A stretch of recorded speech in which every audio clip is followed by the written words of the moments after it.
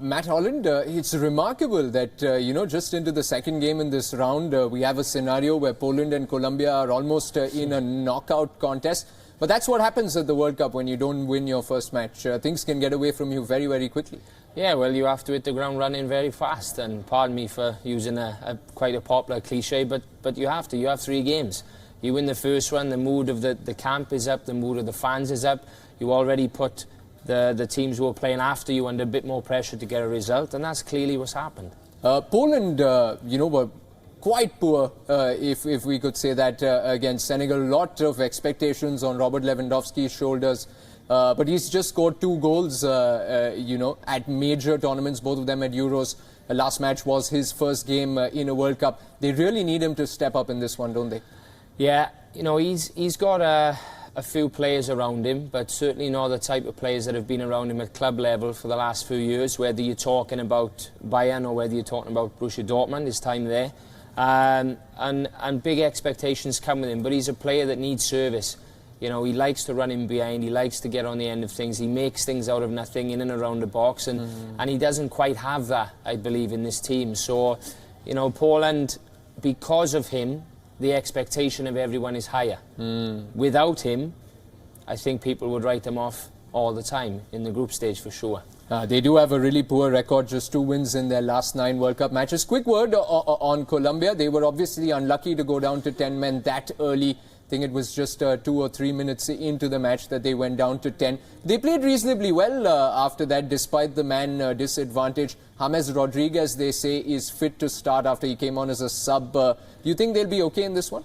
Yeah, fine. The coach, as Poland's coach, Lewandowski, said, he's a very, very good coach, Peckham, and he'll have his ideas up his sleeve. If James can play, of course, he will be able to support Falcao a little bit more. So I'm going with the Colombia victory, and I think they'll step forward also. Okay, let's talk about the other one. Surprise group toppers, as we already put it, Japan versus Senegal.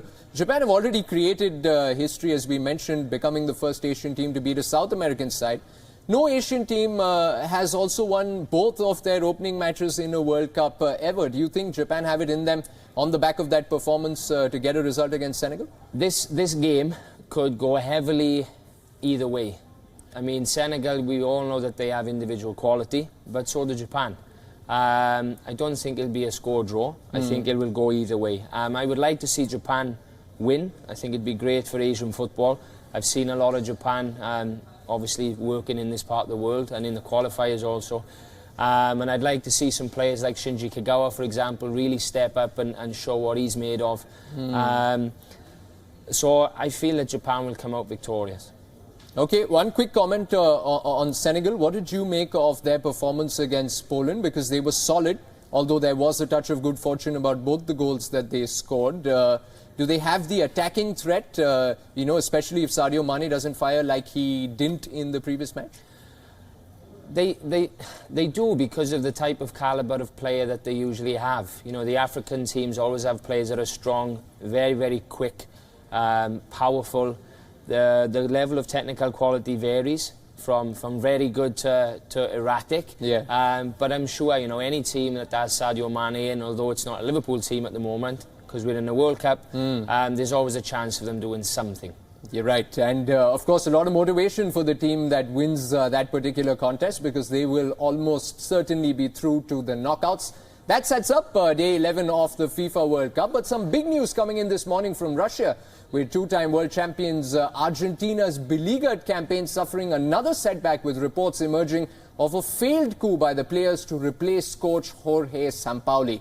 Argentina have just 1 point after 2 games and need to beat Nigeria in their final game on Tuesday, and also hope that other results go their way if they are to reach the knockout rounds. Coach Sampaoli's tactics in the 3-0 defeat to Croatia have been panned by fans and pundits alike, and it is being learned that captain Lionel Messi and senior player Javier Mascherano led a mutiny of players post that defeat. The players are demanding the ouster of the coach and want to take selection matters into their own hands, while wanting 1986 World Cup winner Jorge Burchaga at the helm of the team. But the Argentine Football Federation has decided to stick with Sampaoli, even though he has reportedly been stripped of his powers. There are even reports of a few players coming to blows in the dressing room post the defeat to Croatia. Okay, Matt Holland, that does it for us on the show. Thank you, as always, for your company. Pleasure. And your analysis. Matt Holland and I will be back on air at 10:30 p.m. IST, by which time we could potentially have two more teams through to the last 16 in Russia.